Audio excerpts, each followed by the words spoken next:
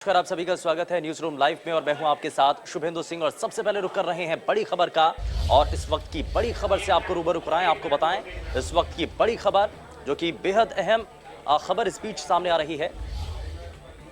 उत्तर प्रदेश में डेंगू बुखार का कहर नजर आ रहा है और डेंगू का कहर जो है वो पूरे प्रदेश के अंदर बरपता हुआ नजर आ रहा है। फिरोजाबाद में मौत का आंकड़ा 52 तक पहुंच गया है। 24 घंटों में 105 नए मामले अब तक सामने आए हैं। वहीं इसी तरीके से सीतापुर और प्रयागराज में वायरल बुखार का कहर देखने को मिला है। डेंगू बुखार की दहशत से लोगों का पलायन इस वक्त जारी है। लोग परेशानी में हैं और पलायन करने को मजबूर हैं। तो कोरोना के खौफ से अभी यूपी बाहर पूरी तरीके से नहीं निकला था, लेकिन अब डेंगू और वायरल फीवर ने लोगों की मुश्किलें बढ़ा दी हैं, चिंता बढ़ा दी है। फिरोजाबाद में मौत का आंकड़ा धीरे धीरे बढ़ता नजर आ रहा है और 24 घंटों में 105 नए मामले अब तक सामने आए हैं। वहीं सीतापुर और प्रयागराज में वायरल बुखार का कहर देखने को मिला है, जिसकी वजह से जनता बेहद परेशानी में है। डेंगू बुखार की दहशत से लोगों का पलायन जारी है और साथ ही साथ यूपी में डेंगू के मरीजों की तादाद धीरे धीरे बढ़ती नजर आ रही है और अब धीरे धीरे कई जिले वायरल और डेंगू की चपेट में आते जा रहे हैं। फिरोजाबाद में डेंगू और वायरल बुखार से मरने वालों की संख्या बढ़कर के 52 हो चुकी है। वहीं 540 से ज्यादा बच्चे मेडिकल कॉलेज में भर्ती हैं और जिला प्रशासन और निगम इस महामारी को रोकने के लिए पूरी तरीके से प्रयास कर रहा है।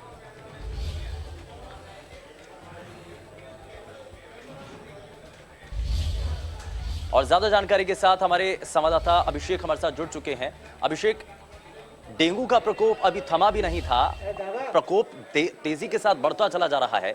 लगातार मामले सामने आ रहे हैं। एक तरफ कोरोना का प्रकोप और दूसरी तरफ डेंगू और वायरल बुखार का जो दस्तक हो चुकी है, आम जनता परेशान है।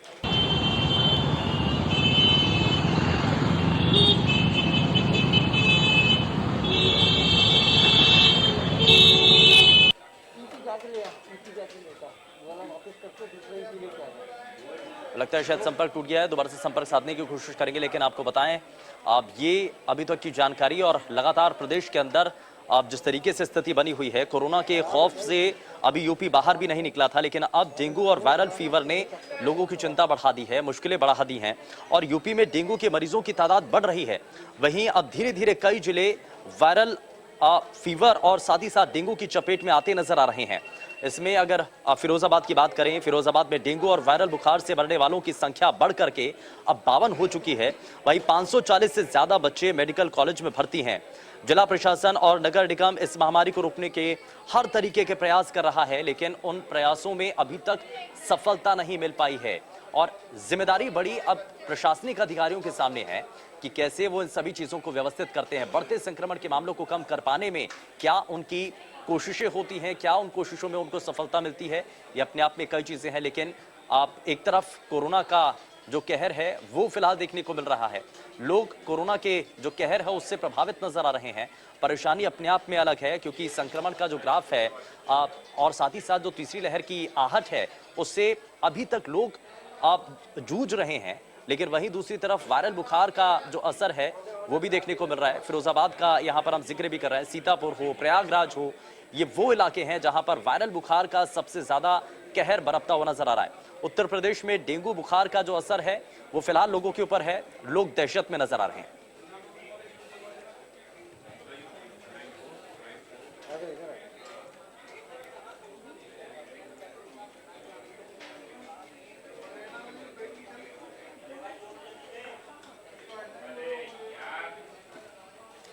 तो कोरोना के खौफ से अभी यूपी बाहर पूरी तरीके से नहीं निकला था, लेकिन जिस तरीके से डेंगू और वायरल फीवर ने चिंता बढ़ा दी है, अब लोग भी सख्ते में हैं, डरे हुए हैं और संकट इस बात को लेकर के ज्यादा नजर आ रही है कि कैसे सभी लोगों को आप इस बीमारी से बचाया जा सके। लेकिन आपको बताएं कि यूपी में इन दिनों डेंगू और वायरल फीवर का जब कहर जारी है तो बीमारी की वजह से हर दिन बच्चों की मौत से हड़कंप भी मचा हुआ है। प्रयागराज के अस्पतालों में बच्चों के लिए धीरे धीरे बेड की जो संख्या है वो कम होती नजर आ रही है, बेड कम पड़ रहे हैं और इसीलिए ये माना जा रहा है कि पहले से ही जो तैयारियां हैं प्रशासनिक स्तर पर वो करनी पड़ेंगी और अगर तैयारियां पूरी नहीं हैं तो सबसे पहले निर्देशित इस बात को लेकर के करना होगा कि अधिकारी इस पर काम करें।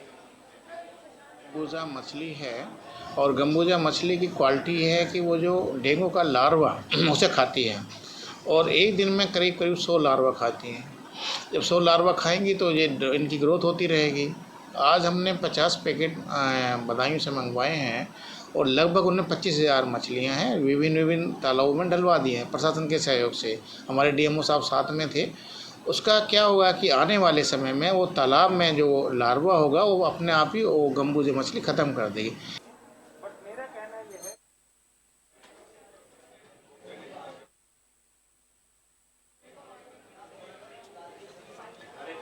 और चलिए ज्यादा जानकारी के साथ एक बार फिर से हमारे संवाददाता अभिषेक हमारे साथ जुड़ चुके हैं। अभिषेक, मौजूदा वक्त में जो हालात पूरे प्रदेश के अंदर बने हुए हैं, खास करके कुछ ऐसे इलाके प्रयागराज हो, सीतापुर हो, ये वो इलाके हैं जहां पर वायरल फीवर का असर सबसे ज्यादा नजर आ रहा है।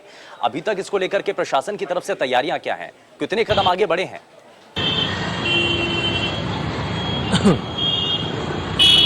देखिए शिवेंदु, बताना चाहेंगे उत्तर प्रदेश के स्वास्थ्य महानिदेशक का कहना है कि सारे सीएमओ को अलर्ट कर दिया गया है और जितनी भी टीमें संचारी रोग विभाग की हैं वो लगा दी गई हैं। लेकिन यदि हम लखनऊ की, चूंकि उत्तर है और यही कारण है कि वहाँ की जो स्थितियाँ हैं वो नाजुक बनी हुई है और लखनऊ में अभी तक 78 केस ऐसे हैं जो कि डेंगू की चपेट में मिल चुके हैं। तो ये सारी चीजें प्रभावित कर रही है और लखनऊ में स्थितियां, यदि हम संभलने की बात करें तो जो सीएमओ मनोज अग्रवाल ने साझा किया इंडिया न्यूज से जानकारी, उसमें साफ कहा है कि टीमें जरूर लगाई गई है लेकिन टीमों की गणना नहीं है और यही कारण है कि लखनऊ की स्थिति खराब कही जा रही है। 78 अभी तक डेंगू के मरीज मिल चुके हैं। 200 से अधिक जो वायरल फीवर के जो बच्चे हैं वो अस्पतालों में भर्ती हैं। जो निजी क्लिनिकों की बात करें वहाँ पे भीड़ लगी हुई है। तो डॉक्टरों की जो टीम है वो लगाई जरूर, तो डॉक्टरों की जो टीम है वो लगाई जरूर गई, लेकिन ग्राउंड पे ये चीज़ें नजर नहीं आ रही और यही कारण है कि अभी स्थितियां सामान्य नहीं कही जा सकती। चाहे वो उत्तर प्रदेश का फिरोजाबाद जनपद हो या अन्य जनपद हो, उत्तर प्रदेश में डेंगू का प्रकोप लगातार बढ़ रहा है। शासन प्रशासन के दावे जरूर दिख रहे हैं लेकिन ग्राउंड पे हकीकत कुछ और ही है। शिवेंदु, क्या लगता है जागरूकता की कमी है, लोगों तक वो जानकारी नहीं पहुंची है जो पहुंचनी चाहिए थी? सरकार के द्वारा अलग अलग कार्यक्रम चलाए जाते हैं, जन जागरूकता की मुहिम चलाई जाती है, लेकिन क्या वो मुहिम फिलहाल विफल साबित हो रही है, काम नहीं कर रही है क्या? देखिए शिवेंदु, जन जागरूकता की बात करें, चूंकि ये डेंगू हर साल का एक नियमावली है और डेंगू बरसात के बाद आता ही है। सवाल इस बात का उठता है कि नगर निगम की जो टीमें हैं वो समय से शहर में सफाई व्यवस्था न रखना, जो टीमें स्वास्थ्य विभाग की हैं वो लगातार मॉनिटरिंग न करवाना, यही कारण है कि ये लापरवाही बच्चों में भारी पड़ती है और अभिभावकों में भारी पड़ती है और इसके कारण इस प्रकार की गंदगी से अन्य बीमारियां फैलती हैं। डेंगू जैसी बड़ी बीमारी की चपेट में छोटे छोटे बच्चे आते हैं। तो ये लापरवाही कही जाएगी, जागरूकता का अभाव नहीं कहा जा सकता, क्योंकि सरकार पहले से अलर्ट कर देती है, सरकार पहले से बता देती है कि इस प्रकार से आपको काम करना है। लेकिन जिले के जो सीएमओ हैं वही कारण है कि फिरोजाबाद के सीएमओ को तत्काल प्रभाव से हटाया गया है। लखनऊ की भी स्थिति खराब है। तो ये जो जानकारी का अभाव है, एक तरफ तो वो है ही है बरकरार, लेकिन उसके साथ साथ ये भी है कि ये अधिकारियों की बड़ी लापरवाही कही जाएगी, नगर निगम की लापरवाही कही जाएगी और यही कारण है कि अब डीएम अभिषेक प्रकाश खुद कमान संभाले हुए हैं। बहुत शुक्रिया इस पर जानकारी देने के लिए अभिषेक। लेकिन आगे बढ़ते हैं और फिरोजाबाद की अभी तक तस्वीरें क्या हैं जरा वो भी आपको बताते हैं। मोहम्मद शाहिद हमारे संवाददाता हमारे साथ जुड़ चुके हैं। मोहम्मद शाहिद, अभी तक इस पूरे मामले को लेकर, क्योंकि ये एक तरफ कोरोना से जंग लड़ी जा रही है, दूसरी तरफ वायरल बुखार जो बहुत तेजी के साथ लोगों को प्रभावित कर रहा है, लोग पलायन करने तक मजबूर हो चुके हैं। अभी तक अधिकारियों की तरफ से इस पर क्या कदम उठाए जा रहे हैं और जो अधिकारियों की इसमें लापरवाही है, क्या एक्शन हुआ है?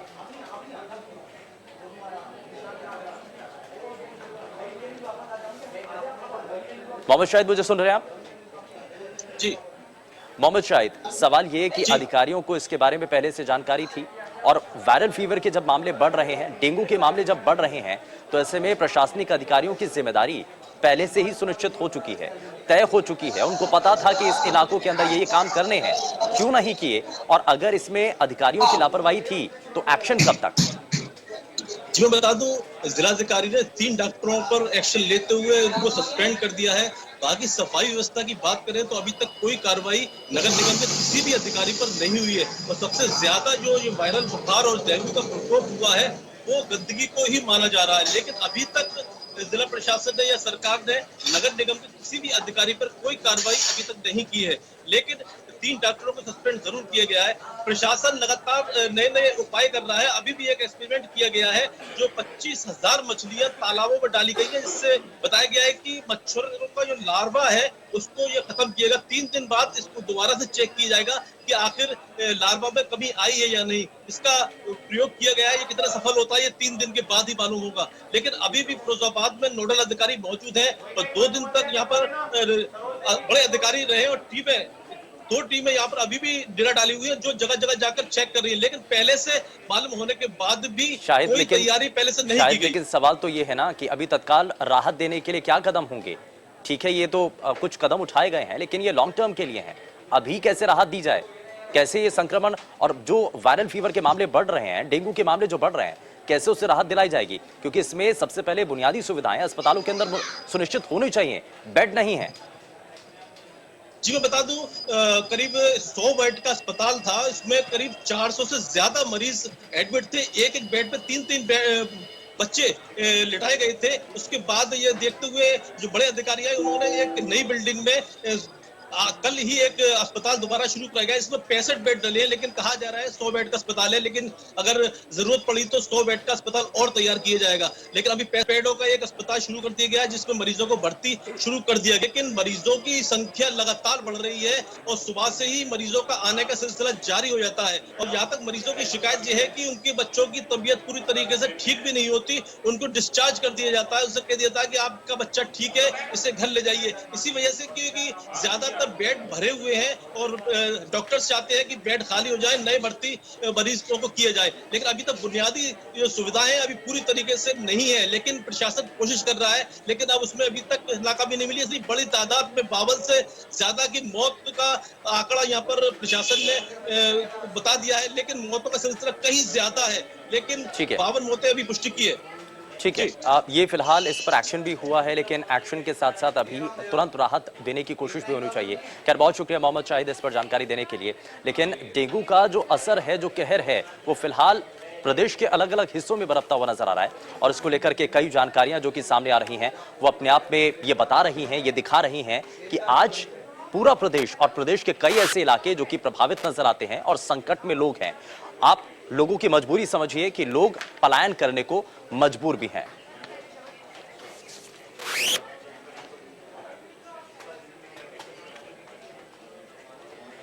तो यूपी में इन दिनों डेंगू और वायरल फीवर का कहर जारी है और बीमारी की वजह से हर दिन बच्चों की मौत से हड़कंप बचा हुआ है। तो वहीं प्रयागराज के अस्पताल में बच्चों के लिए चिल्ड्रन हॉस्पिटल में अभी भी बीमार बच्चों का आना जारी है, जबकि कई सरकारी अस्पताल खाली पड़े हैं। तेज बहादुर का पीकू वार्ड से खाली है। वहीं सीएमएस का हमारे यहाँ सुविधाएं कम हैं, इसलिए लोग अपने बच्चों के उपचार के लिए सरोजिनी नायडू बाल चिकित्सालय में अपने बच्चों को भर्ती कराना ज्यादा पसंद कर रहे हैं। और चिल्ड्रन हॉस्पिटल में ज्यादा सुविधाएं हैं, अच्छे डॉक्टर हैं, अच्छे विशेषज्ञ हैं।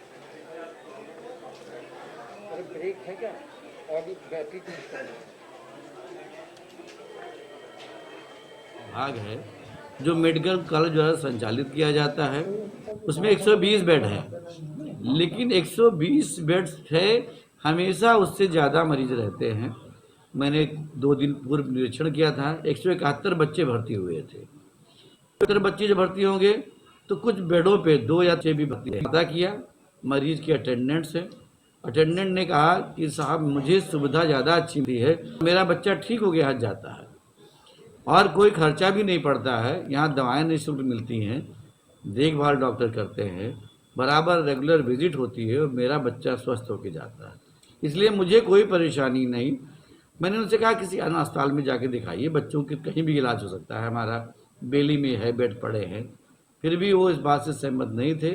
फिर भी इस क्रम में 200 बेड का बच्चों का वार्ड बन रहा है मेडिकल कॉलेज में। बहुत जल्द वो चालू हो जाएगा। जब भी चालू हो जाएगा तो 200 बेड वहाँ रहेगा, 120 बेड यहाँ रहेंगे। तो मेरे पास 300 बेड उपलब्ध हो जाएंगे और बच्चों की सेवाएं सुधार देने की कोशिश किया जाएगा।